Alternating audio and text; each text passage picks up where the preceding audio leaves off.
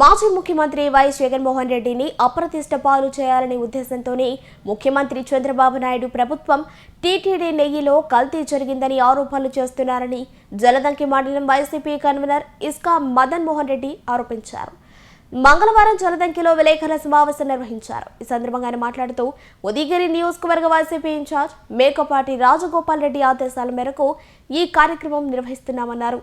ఈరోజు రాష్ట్రంలో జరుగుతున్నటువంటి ఒక మతమైనటువంటి అనేకమైనటువంటి హిందువులు ఈ రాష్ట్రంలో దాదాపుగా 80% మంది హిందువులు నివసిస్తున్నటువంటి ఆంధ్ర రాష్ట్రంలో ఒక ప్రపంచంలోనే ఒక ఆధ్యాత్మికమైన హిందూ మతానికి సంబంధించినటువంటి ప్రపంచంలో ఒక గుర్తింపు పొంది విదేశాల నుంచి అనేక మంది భక్తులు వచ్చి కలియుగ దైవమైనటువంటి తిరుమలలో దర్శనం చేసుకునేటటువంటి ఒక దేవస్థానం.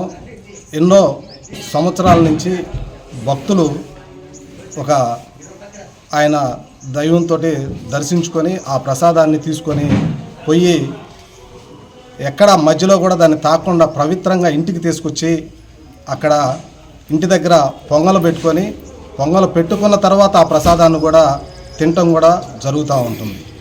అటువంటి హిందూ మనోభావాలని సొంత రాజకీయ ప్రయోజనాల కోసం రాష్ట్రాత్తు ఎన్నో కోట్ల మంది ఈరోజు ఆయన్ని ఎక్కువ మంది వాళ్ళు కూటమి ప్రభుత్వానికి ఎక్కువ సీట్లు ఇచ్చి ఈరోజు అధికారాన్ని కట్టబెడితే ఆ కట్టబెట్టిన తర్వాత వాళ్ళు సూపర్ 6లో ఇచ్చినటువంటి హామీలను నెరవేర్చకుండా దాన్ని తప్పుదోవ పట్టించేదానికి గడిచిన ప్రభుత్వం మీద ఈరోజు ఒక లడ్డులో జంతువుల కొవ్వు ఇవన్నీ కలిసినాయి అని చెప్పేసి ఒక తప్పుడు వాగ్దానాన్ని చెప్పి ఈరోజు ఆ డైవర్షన్ పాలిటిక్స్కి తెరతీశారు.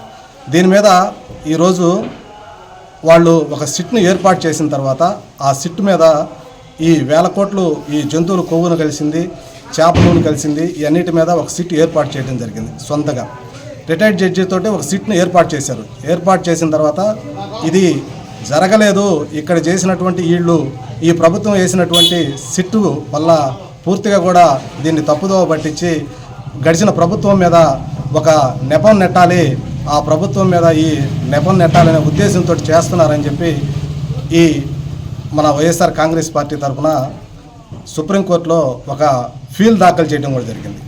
సిబిఐతో విచారణ జరిపించండి, దీన్ని పారదర్శకంగా జరిపించండి, పారదర్శకంగా జరిపించిన తర్వాత ఎటువంటి కల్తీ లేదు, దీన్ని మేము ఒకవేళ కానీ తప్పు చేసి ఉంటే మమ్మల్ని శిక్షించండి అని చెప్పి సుప్రీంకోర్టును కూడా ఆశించడం జరిగింది. సుప్రీంకోర్టు దాని మీద సిబిఐని ఏర్పాటు చేసి అదేవిధంగా వీళ్ళు వేసిన సిట్లో ఒక 2 ఆఫీసర్లను కూడా ఆ సిట్లో పొందుపరిచి దాని మీద విచారణ జరపమని చెప్పి వాళ్ళు అధికారంలోకి వచ్చిన తర్వాత 6 నెలల తర్వాత ఆ సిట్ను కూడా ఏర్పాటు చేయడం కూడా జరిగింది.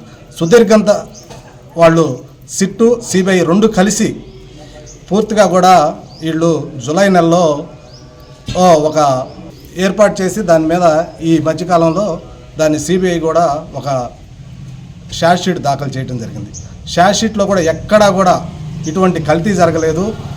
జూలైలో 2024 జూలైలో ఒక 2 ట్యాంకర్లు కూడా వచ్చినాయి. ఆ ట్యాంకర్లు కూడా శాంపిల్ తీస్తే వీటిలో సరిగా లేదని చెప్పి ఈ వచ్చిన ప్రభుత్వమే దాన్ని వెనక్కి పంపించడం కూడా జరిగింది. వెనక పంపించిన తర్వాత సిబిఐలో స్పష్టంగా 64వ పేజీలో వాళ్ళు రాయడం కూడా జరిగింది.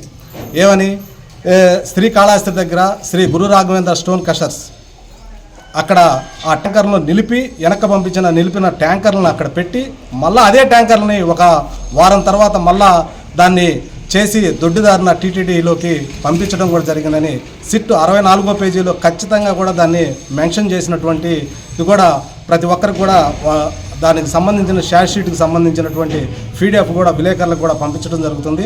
దాంట్లో ఖచ్చితంగా కూడా మొత్తం కూడా రాసి ఉంది. దాన్ని మీరు కూడా గమనించాలి.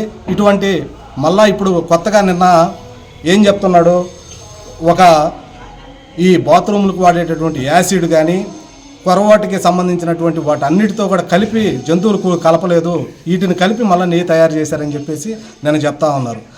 ఒక ముఖ్యమంత్రి స్థాయిలో ఉన్న వ్యక్తి ఇటువంటి అబద్ధాలు చెప్పడం కూడా ఎంతవరకు సమంజసం కూడా అడుగుతా ఉన్నాం. అదేవిధంగా ఇప్పుడు శ్రీశైలంలో కూడా శివరాత్రి దగ్గరికి వస్తుంది కాబట్టి శ్రీశైలం లడ్డులో కూడా కలిసిందని చెప్తా ఉన్నాడు.